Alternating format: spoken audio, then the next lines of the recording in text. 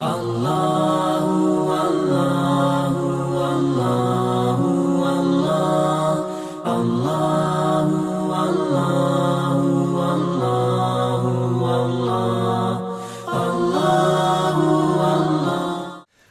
علیکم ورحمۃ اللہ وبرکاتہ۔ عبداللہ بن زبیر حاضر خدمت ہوں۔ آج ہم 18ویں پارے کے احکامات جاننے کی کوشش کریں گے اور مختصر طور پر سمجھیں گے کہ 18ویں سپارے میں اللہ تعالیٰ نے ہمارے لیے کون کون سے احکامات نازل فرمائے ہیں۔ اس پارے میں سورہ مومنون، سورہ نور اور سورہ فرقان کا ابتدائی حصہ ہے۔ سورہ مومنون میں اللہ تعالیٰ نے 7 باتوں کا ذکر کیا ہے۔ پہلے نمبر پر استحقاق جنت کی 7 صفات کہ جنت میں لے جانے والی صفتیں کون سی ہیں۔ دوسرے نمبر پر تخلیق انسانیت کے مراحل۔ تیسرے نمبر پر اسی طرح توحید کا ذکر جس طرح سابقہ سپاروں میں چلتا آ رہا ہے۔ اور چوتھے نمبر پر انبیاء کرام کے قصے ہیں جن سے بہت سے سبق لیے جا سکتے ہیں۔ 5ویں نمبر پہ نیک لوگوں کی صفات کا ذکر ہے جو کہ پہلے بھی آتی رہی ہیں، گزشتہ سپارے میں بھی گزری۔ اور 6 نمبر پہ جنہوں نے اللہ کی ذات کو یا ان کے پیغمبروں کو نہیں مانا، ان کے انکار کی اصل وجوہات کیا تھیں۔ اور 7ویں نمبر پہ پھر اسی طرح قیامت کا ذکر جس طرح سابقہ سپاروں میں چلتا چلا آ رہا ہے۔ استحقاق جنت کی جہاں تک بات ہے، اللہ تعالیٰ نے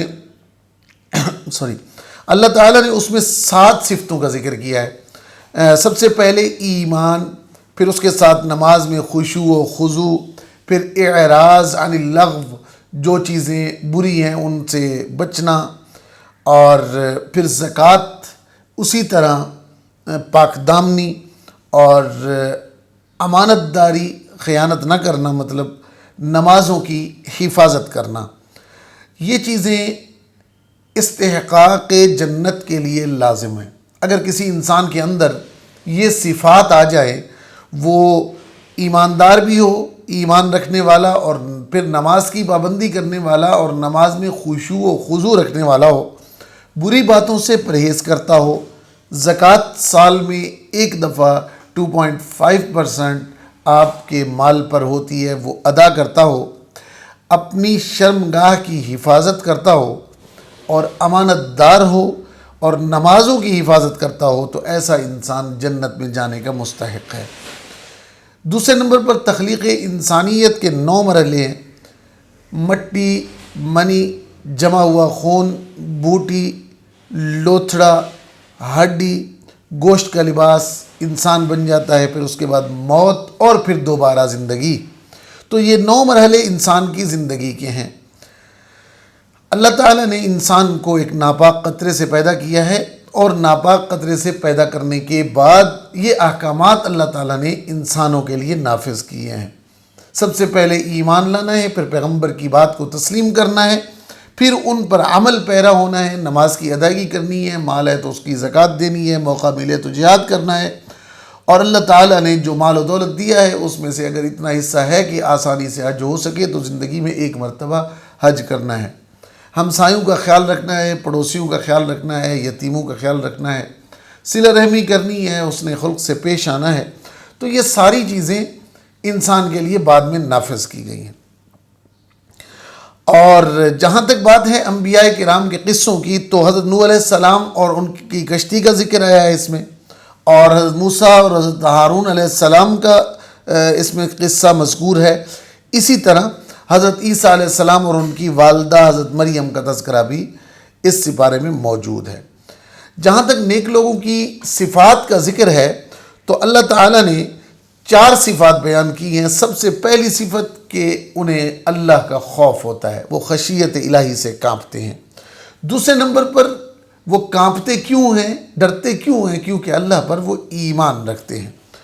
اور تیسرے نمبر پر اللہ پر ایمان کیسا ہے کہ وہ شرک اور ریاکاری نہیں کرتے۔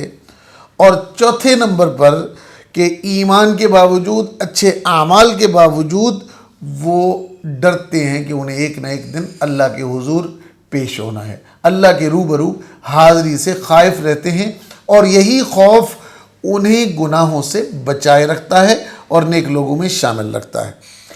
اور جہاں تک بات ہے کہ جو کفار اور مشرکین تھے وہ باوجود معجزات کے دیکھنے کے وہ نہیں مانتے تھے تو ان کی وجوہات کیا تھیں؟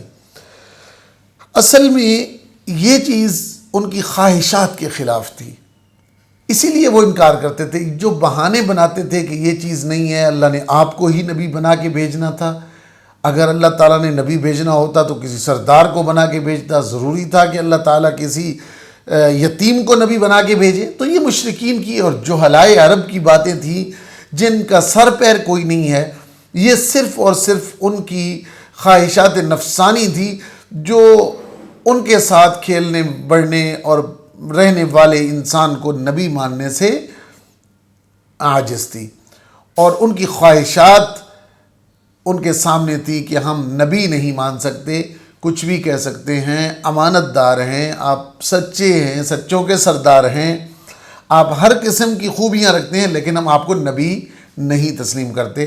یہ صرف ان کی ایک طبعاً ایک خواہش تھی جس کی بنا پر حتیٰ کہ خواجہ ابو طالب نے بھی یہی کہا کہ میں آپ کا کلمہ پڑھ لوں تو شاید کہ میرے مرنے کے بعد لوگ کہیں گے کہ ابو طالب نے بھتیجے کا کلمہ پڑھ لیا۔ مطلب یہ اندر سے جو ان کی ایک تڑپ تھی، خواہش تھی کہ لوگ میرے بارے میں ایسا نہ کہیں، تو یہی چیز کفار عرب کو، مشرکین عرب کو اسلام سے اور پیغمبر سے دور رکھتی رہی۔ اور قیامت کا ذکر ہے کہ روز قیامت جن کے اعمال کا ترازو پلڑا بھاری ہوگا، جن کے اعمال کا وزن زیادہ ہوگا، وہ کامیاب ٹھہریں گے، اور قیامت کے دن جن کے اعمال کا پلڑا کمزور ہوگا وہ کامیاب نہیں ہوں گے۔ اور جہاں تک بات ہے سورہ نور کی تو اس میں 16 احکامات ہیں، 16، اور اہل حق اور اہل باطل کی 3 مثالیں ہیں۔ زانی اور زانیہ کی سزا کا ذکر بھی ہے، اور جو کہ احادیث سے ثابت ہے، اور بدکار مرد عورت کو نکاح کے لیے بدکار مرد کو یا عورت کو پسند کرنا مسلمانوں کے لیے حرام ہے۔ اور اس میں حضرت عائشہ سلام اللہ علیہا کے بارے میں بھی تذکرہ ہے جن پر کفار نے تہمت لگائی، اور اللہ تعالیٰ نے ان کی صفائی دی اور قرآن مجید کی آیات نازل فرمائیں کہ پیغمبر کا حرم ہے، اس کے بارے میں بات نہ کی جائے، اور پیغمبر کے حرم کی صفائی اللہ تعالیٰ نے خود دی، اور منافقین کو اللہ نے واضح کیا، اور جو مسلمان بہکاوے میں آ کر منافقین کا ساتھ دے رہے تھے اللہ تعالیٰ نے انہیں بھی تنبیہ فرمائی کہ آپ حرم نبوت کے بارے میں منافقین کے بہکاوے میں مت آئیں۔ بس آج کے لیے اتنا ہی، اس بارے میں اللہ تعالیٰ نے مختصراً انہی چیزوں کا ذکر کیا ہے۔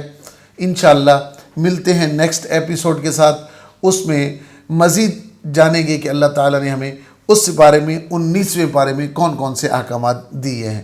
دعاؤں میں یاد رکھیے گا، اپنا خیال رکھیے گا، اللہ نگہبان۔